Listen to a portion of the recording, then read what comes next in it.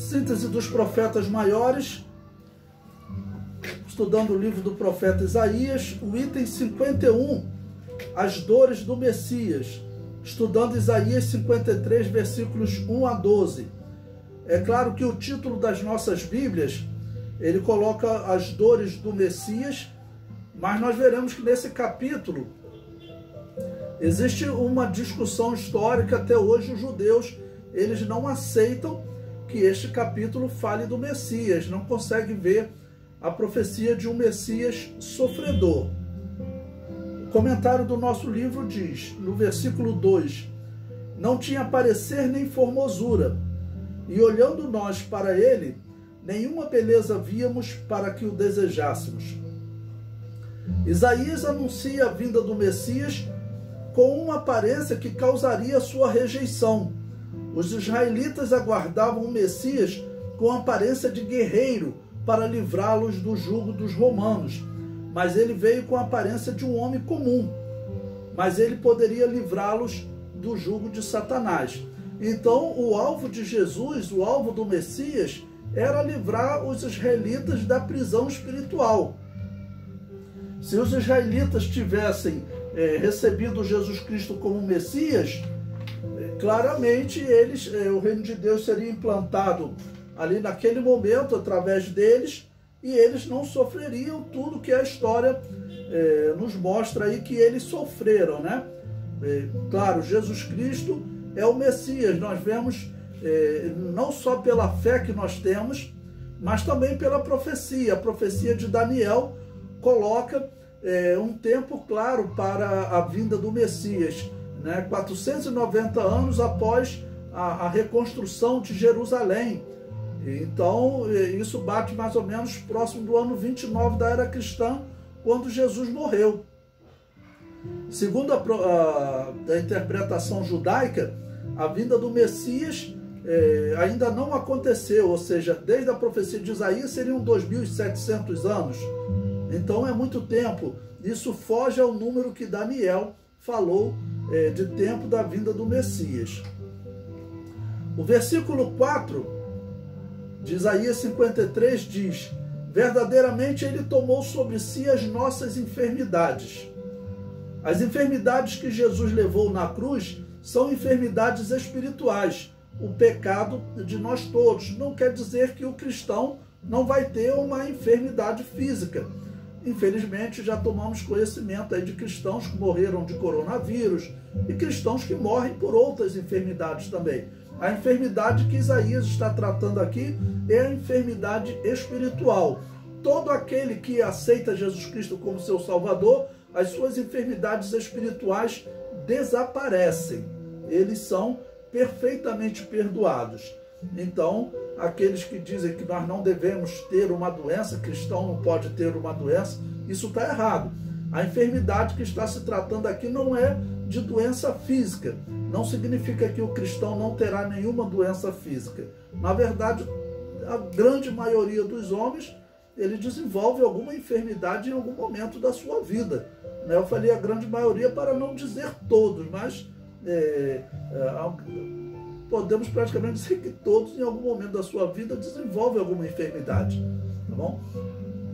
O versículo 5 diz: mas ele foi ferido pelas nossas transgressões e moído pelas nossas iniquidades.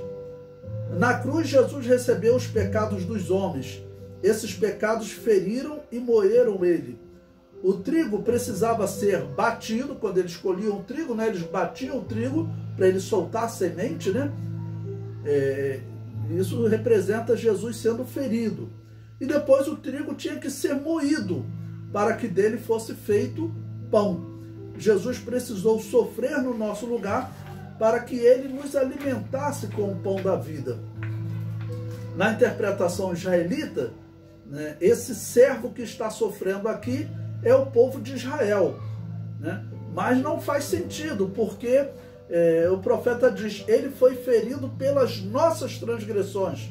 Não faz sentido Israel dizer que ele está sendo ferido, né?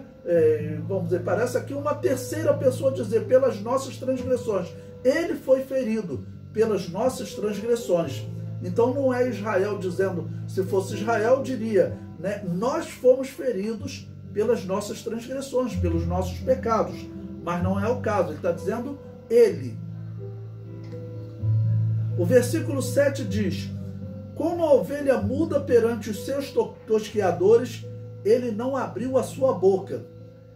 Ele não se defendeu das acusações de Caifás, Herodes, Pilatos e alguns do povo lhe fizeram.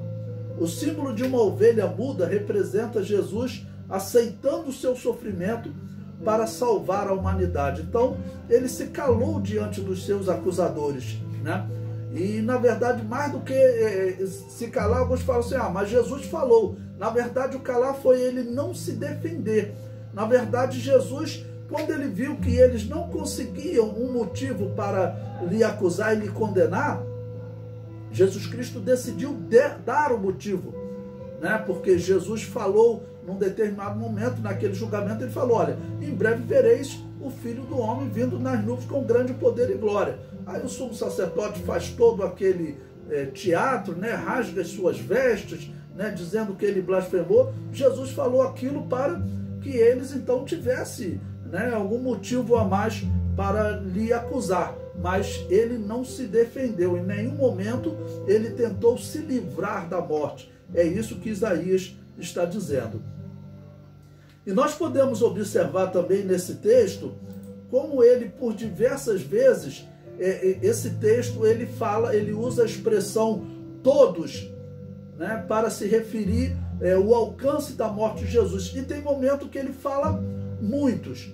Bom, então a primeira coisa é nós discutirmos esse texto sobre quem ele está tratando. Seria Israel ou seria o Messias? Os israelitas não acreditam que seja o Messias, eles acreditam que seja Israel. Essa é a posição oficial hoje. Mas nós temos uma obra, né, israelita dos tempos do Novo Testamento, e naquela obra eles parecem acreditar que Isaías 53 falava do Messias. Essa obra se chama Targum. Targum Jônatan, porque Jônatan é o autor, a pessoa que teria organizado, né, alguns textos do Antigo Testamento hebraico, traduziu para o aramaico e inseriu comentários.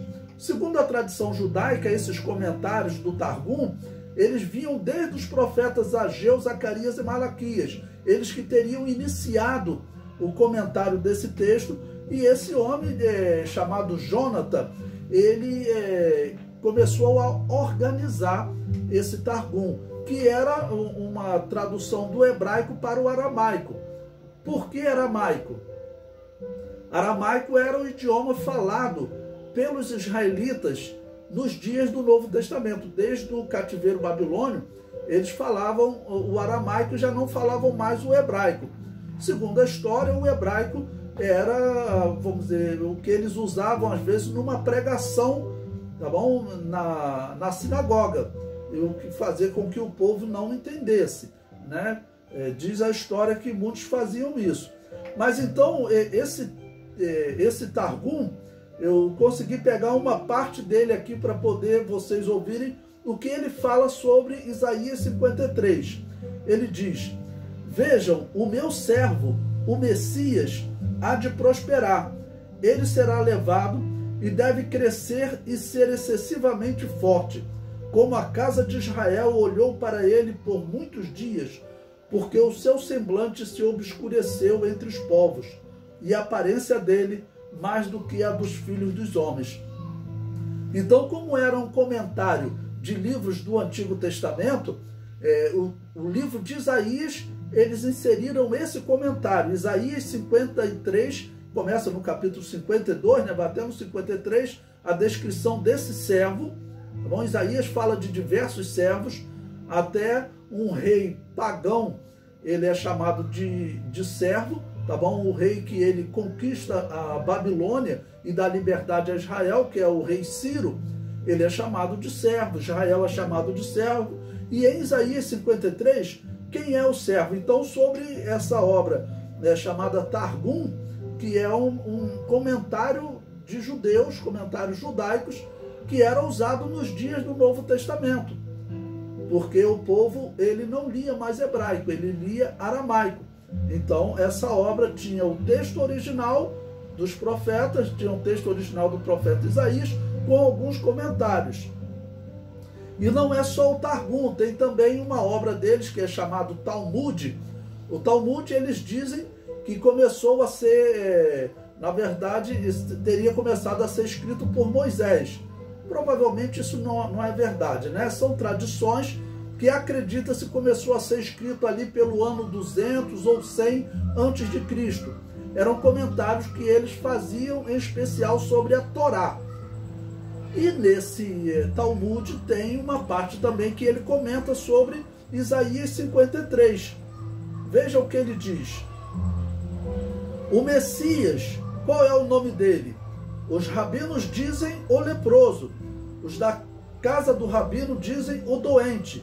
Como é dito, verdadeiramente ele tomou sobre si as nossas enfermidades. Ou seja, o Talmud, esse livro de tradições judaicas, de comentário judaico, ele também diz que Isaías 53 está falando do Messias.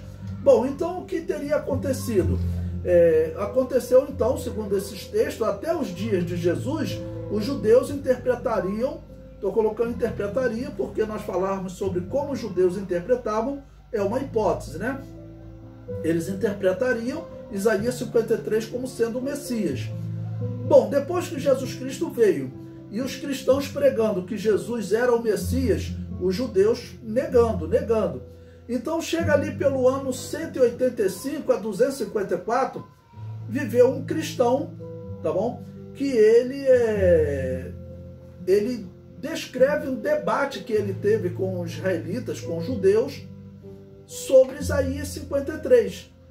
Esse homem se chamava Orígenes, conhecido como Orígenes de Alexandria, considerado um dos pais da igreja. Então ele escreveu uma obra, né, com esse tema. O título da obra é Contra Celso, era um herege com quem ele estava debatendo. E vejam o que Orígenes diz nessa obra, na página 60, capítulo 55. Durante um debate com homens tidos como sábios entre os judeus, lembro-me de ter citado estas profecias de Isaías 53. Ao que o judeu replicou que essas predições tinham em vista, na figura de um indivíduo, o conjunto do povo, ou seja, o povo de Israel, o conjunto do povo disperso e ferido, para que muitos prosélitos fossem conquistados na ocasião da dispersão dos judeus entre os outros povos. Desta forma, ele interpretava as palavras: era desprezado e abandonado pelos homens, os que não sabiam sobre ele verão, e homem sujeito à dor.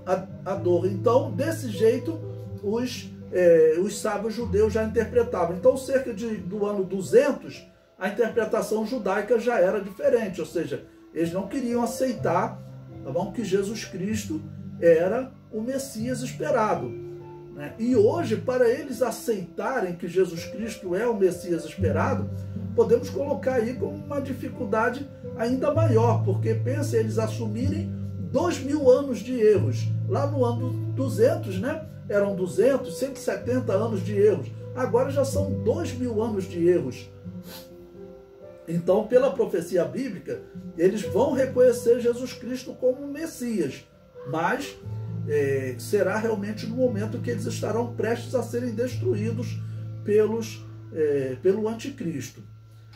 E agora vamos falar sobre essa questão aqui de Isaías 53, que em alguns momentos ele usa a expressão todos, e em alguns momentos ele usa a expressão muitos. A questão a ser investigada agora é o seguinte: Jesus Cristo morreu por todos ou só por alguns?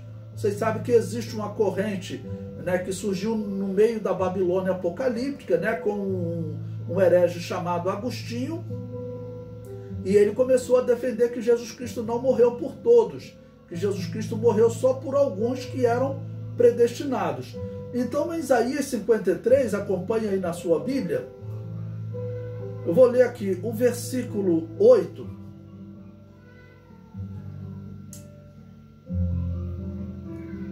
Desculpa, eu vou ler o versículo 6.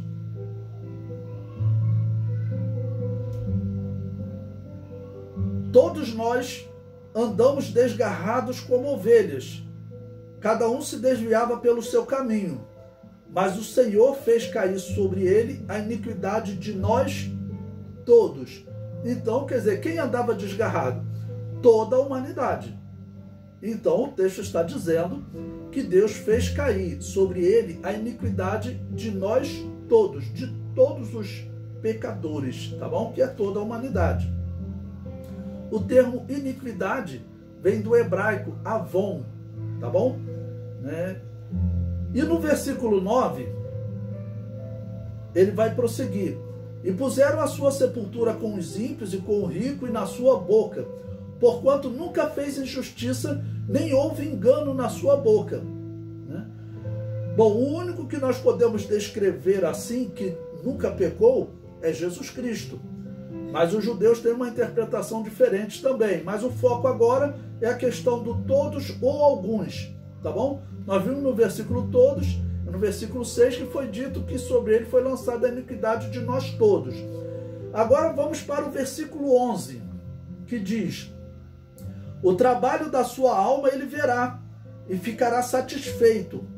Com o seu conhecimento, o meu servo, o justo, justificará a muitos, porque as iniquidades deles levará sobre si. Então veja, como que Deus lançou sobre Jesus Cristo a iniquidade de nós todos, mas aqui já diz que ele justificará a muitos.